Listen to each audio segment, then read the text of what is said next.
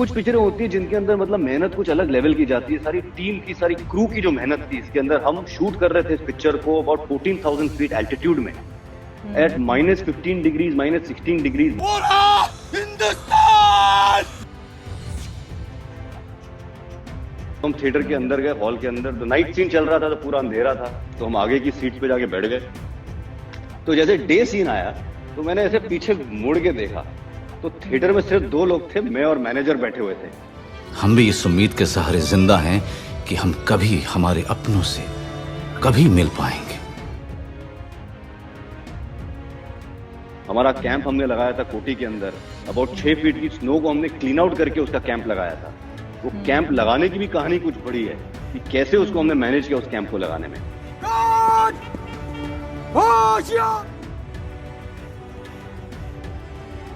Hello, hi Meenakshi, how you doing? you're most welcome. अमृत सागर मेरे साथ आ गए हैं। Yeah, I'm here. It's a pleasure to meet you. Pleasure here also. Phone पर तो आपसे बात हुई है और अच्छी बात ये है कि मेरा ये दूसरा इंस्टा लाइव है, अमृत सागर जी का ये पहला इंस्टा लाइव है। पहली बार लाइफ में, पहली बार, I've never done it. तो आज आप अपने बहुत सारे व्यूअर्स के साथ में इंस्टा के प्लेटफॉर्म से भी जुड़ने वाले हैं और बहुत सारी बातें हमें करनी है। लेकिन जितने व्यूअर्स अभी हमारे साथ जुड़े हैं, एंकर हूँ ना, तो थोड़ा आदत है हमेशा एक फॉर्मल इंट्रोडक्शन के साथ बात करने की, अच्छा लगता है जब आप अपने गेस्ट को बहुत स्पेशल फील कराते हैं। मेरी बहुत अच्छी दोस्त है, वो कहती है कि हाय और बाय ये बहुत अच्छा होना चाहिए इंसान का, क्योंकि ये 2 बातें हमेशा याद रह जाती हैं। बहुत कमाल का कहती हैं आपकी फ्रेंड। तो अमृत सागर जी मेरे साथ इस वक्त मौजूद हैं, जो सागर फिल्म्स की विरासत जो है उसके उत्तराधिकारी, बड़ी विरासत जिनके कंधों पर है।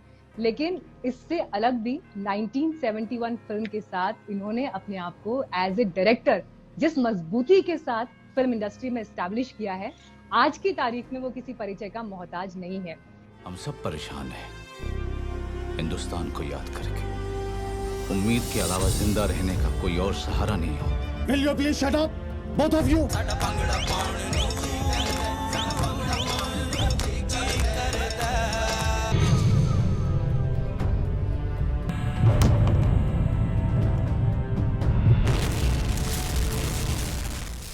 जब ये फिल्म आई थी उस समय तो इस फिल्म ने नेशनल अवार्ड हासिल किए ही, लेकिन लॉकडाउन के इस पीरियड में, ये अपने आप में एक रिकॉर्ड है, सुनिए आप लोग, लॉकडाउन के इस पीरियड में 2 करोड़ से भी ज्यादा लोग अब तक इस फिल्म को देख चुके हैं यूट्यूब प्लेटफॉर्म पर।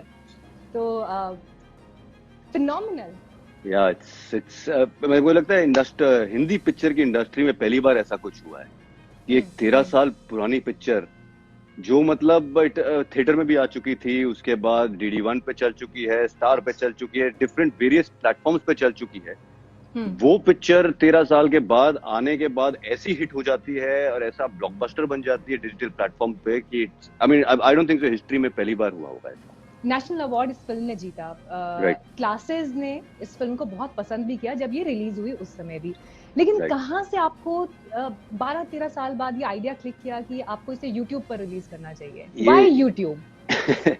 ये क्या हुआ, मैं मतलब अबाउट 25 मार्च की बात होगी, एक मनोज ने एक रिट्वीट किया कि किसी ने मनोज को रिट्वीट किया, मेरे फादर को आपकी पिक्चर देखनी है 1971, वो कहाँ मिल सकती है, कोई प्लेटफॉर्म पे मिल नहीं रही है। तो मनोज ने मेरा नाम टैग करके रिट्वीट कर दिया कि यार डायरेक्टर प्रोड्यूसर से पूछ लो, उसको मालूम है। तो मैंने वो पढ़ा, तो मेरे पास एक Vimeo अकाउंट है जिसमें पासवर्ड प्रोटेक्टेड अकाउंट है, तो मैंने उसको एक Vimeo अकाउंट भेज दिया कि ये अकाउंट पे भेज दो। मैं बैठा हुआ था, मैंने कहा यार छोड़ो यार, मैं YouTube पे डाल देता हूँ, मेरा एक चैनल है उस पर डाल देता हूँ, जो होगा होगा। और मैंने पिक्चर डाल दी एंड मनोज को मैंने ट्वीट किया कि यार ये पिक्चर मैंने डाल दी है, and Manoj retweeted that. And after that it has caught on, मतलब पहले दिन अबाउट कुछ 2000 लोगों ने देखी होगी, दूसरे दिन अबाउट 5000 गया, by the 5th day we were hitting 1 million, by around the 10th day we were at 10 million views, and it just kept on growing, like matlab people were like loving the film like there is no tomorrow, and it just happened, that's all I can say. ये जो इतने सालों बाद जिस तरह का recognition film को मिला, जब रिलीज हुई उस समय भी शायद ये रिकॉग्निशन फिल्म को नहीं मिला था, और आपसे तो मेरी बात पहले भी हुई है, तो ऑडियंस ने जिस तरह से इसको रिसीव किया, जो रिस्पॉन्स था, एज ए फिल्म मेकर आपको मैं क्या कहूँ, सेटिस्फैक्शन ये ज्यादा देता है कि आखिरकार जो मैं कहना चाहता था, मेरी बात को आज की तारीख में शायद हर घर में देखने वाले हर इंसान ने समझ लिया। Meenakshi, I tell you honestly, जब मैंने पिक्चर रिलीज की थी 2007 में, तो उसकी एक कहानी मैं आपको बताता हूँ क्या हुआ क्या था। मैं, मनोज और रवि हम लोग गए हुए थे कलकत्ता, आइनॉक्स में हमारी पब्लिसिटी चल रही थी पिक्चर की। तो मैं बैठा हुआ था, मैं मतलब डायरेक्टर होने के नाते एक्टरों की शादी चल रही थी, तो मैं बैठ गया था साइड पे, जो मैनेजर था उसके साथ बैठा हुआ था। तो ऐसे बातें करते करते मैंने कहा हमारी पिक्चर चल रही है अंदर स्क्रीन में? तो बोला हाँ चल रही है। मैंने कहा चलिए देखते हैं, ऑडियंस का रिएक्शन देखते हैं। तो मैनेजर ने बोला नहीं नहीं यार, अब क्या रिएक्शन देखना सर, आपने तो इतनी बार पिक्चर देखी होगी, आप बैठिए आराम से। मैंने नहीं यार पिक्चर चल रही है यार, देखते हैं। कहता है अच्छा आप जिद कर रहे हैं तो चलिए सर। तो हम थिएटर के अंदर गए, हॉल के अंदर। तो नाइट सीन चल रहा था, तो पूरा अंधेरा था, तो हम आगे की सीट्स पे जाके बैठ गए।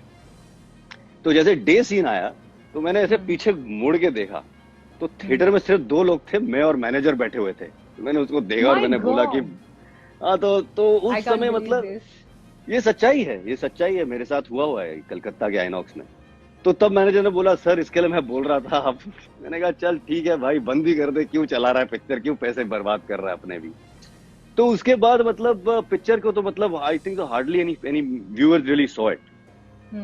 तो मैं एक पॉइंट पे मतलब पिक्चर को मैं भूल चुका था, और ये अबाउट 2008 की बात होगी। तो मनोज ने मेरे को फोन किया, उसने बोला कि यार पिक्चर को यार नेशनल अवार्ड के लिए भेजो। तो मैंने कहा मनोज क्या करूं नेशनल अवार्ड के लिए भेज के, छोड़ देना अभी, मैं भूल चुका हूँ पिक्चर को, मैं आगे बढ़ना चाहता हूँ। नहीं तू भेज, मेरे लिए भेज।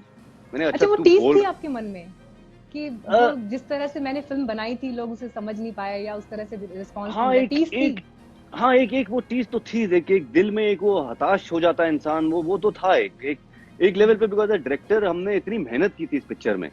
कुछ पिक्चरें होती है जिनके अंदर मतलब मेहनत कुछ अलग लेवल की जाती है, सारी टीम की, सारी क्रू की जो मेहनत थी इसके अंदर। हम शूट कर रहे थे इस पिक्चर को अबाउट 14,000 फीट एल्टीट्यूड में, एट -15 डिग्रीज, -16 डिग्रीज, यहाँ तक कि मनोज को एक शूटिंग के दौरान नियरली फ्रॉस्टबाइट भी हो गई थी। तो इसको जी मनाली के ऊपर भी हम रोहतांग तक गए थे शूटिंग करते हुए, गुलाबा रोहतांग।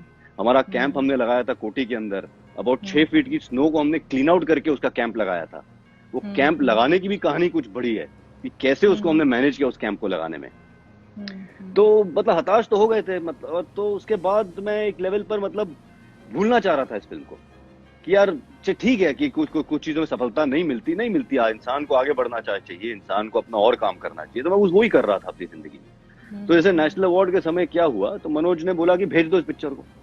तो मैंने बोला चलो भेज देता, मनोज तू इतना बोल रहा है, तो मैंने भेज दी पिक्चर। अब बाय कोइंसिडेंस 2008 में नेशनल अवार्ड नहीं हुए।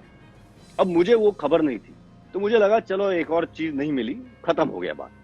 अब 2009 में जाके मनोज जी का मुझे फोन आया और सडनली उन्होंने बोला कि हमारी पिक्चर को नेशनल अवार्ड मिल चुका है। अरे तब हाँ जी, तो दैट्स तो वैसे 2008 में तो लगा था कि भैया फिर गए, हताश हो गए थे हम। जैसे आप बता रहे थे अपने एक्सपीरियंसेस, तो क्योंकि मैंने भी अभी एक दोस्त ने मुझे रेकमेंड किया, तो फिर मैंने फिल्म देखी कि हाँ मुझे देखनी चाहिए। देखने के बाद मुझे ये लगा कि Why I was so late? मुझे इतना समय क्यों लग गया इस फिल्म को देखने में? मैं खुद फिल्मों की बहुत शौकीन हूँ। वैसे तो बहुत सारी बड़ी सेंसिटिविटी के साथ पूरी फिल्म बनाई गई है और उन किरदारों की कहानी कही गई है, तो बहुत सारे अच्छे सीन्स हैं, लेकिन मैं फिर भी एक सीन मेंशन करना चाहती हूँ।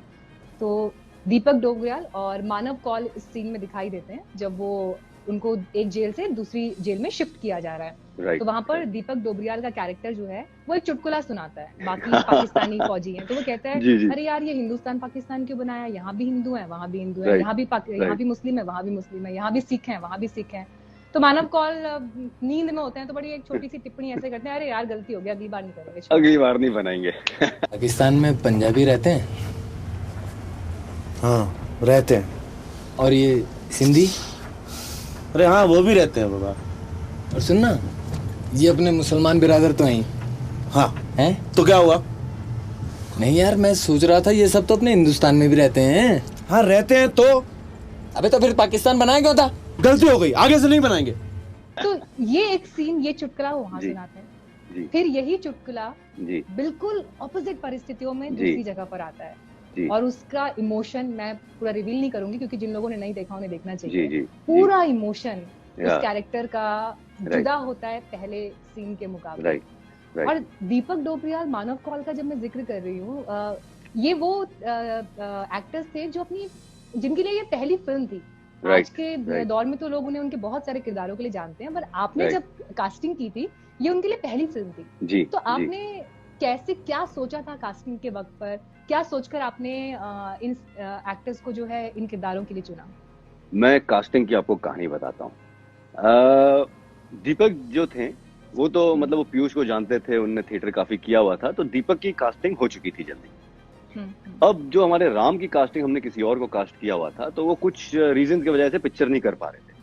तो हमारी पिक्चर मार्च से डिले होते होते अप्रैल में मैंने बोला मेरे को शूट करनी ही पड़ेगी पिक्चर, वरना क्या होगा, हमारी पिक्चर चली जाएगी डायरेक्टली जुलाई अगस्त में।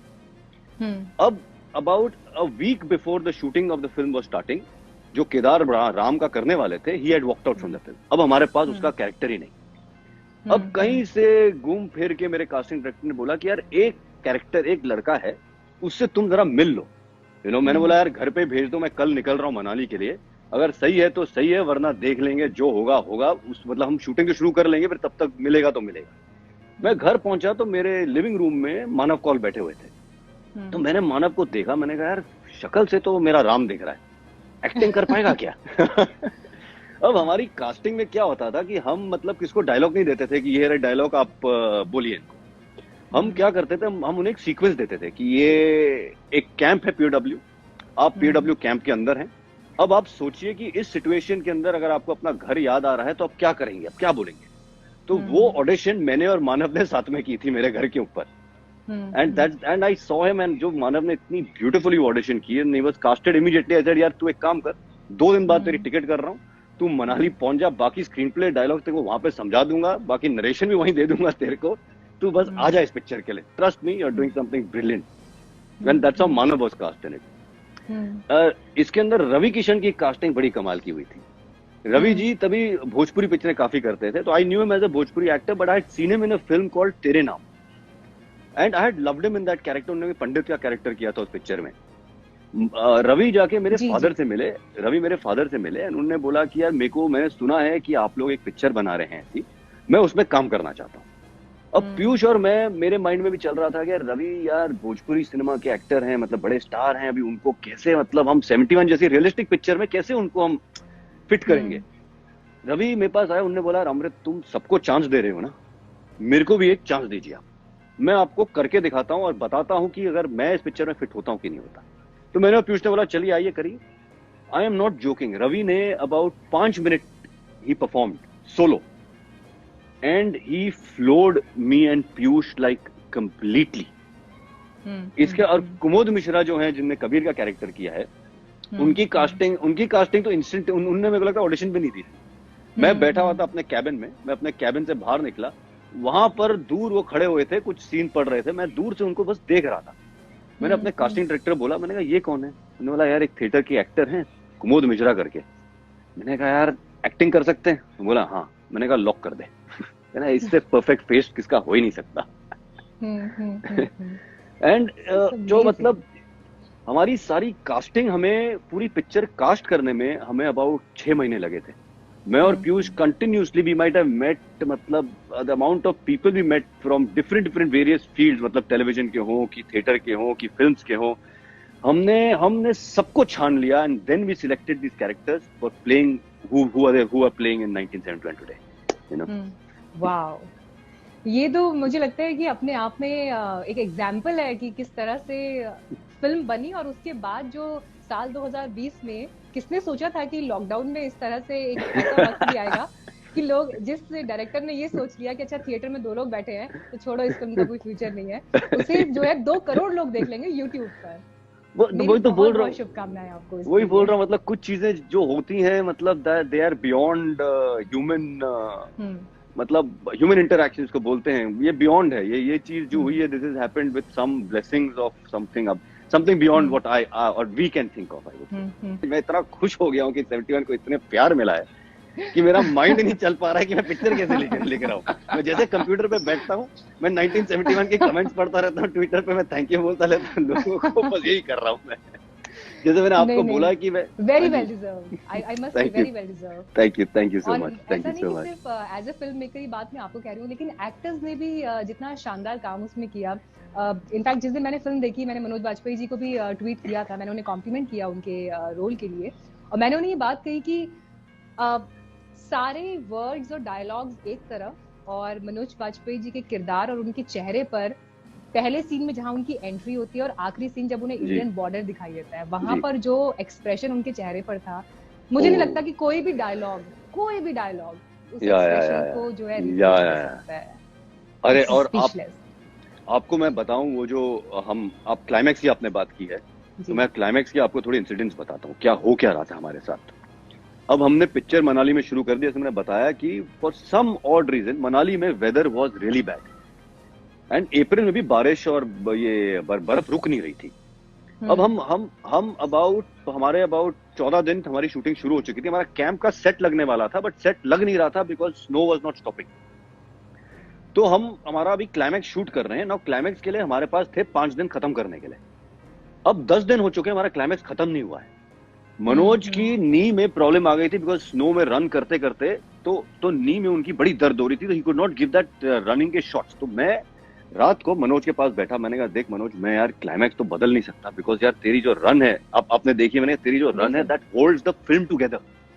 ऐसे कैसे करेंगे यार मनोज ने मेरे को देखा, उसने बोला यार अमृत तेरे को शॉट्स चाहिए ना? मैंने कहा हाँ यार। कहता है तू मेरे को ट्रस्ट करता है एज एन एक्टर? ऐसे मनोज भाई मतलब आपको, कहता है तू कल बस रोल बोलना, मैं भाग लूंगा, तू ले लेना। मैंने कहा ओके मनोज, कर देंगे। And he actually give it his 110% at that time. I've never seen any actor do that. Run like a madman through, and आपने वो देखा हुआ है, through all the hail of bullets and everything, and he just ran through it. And in the end, when he fell and he gets up, that's how he gave that expression, and he captured the moment so perfectly at that time.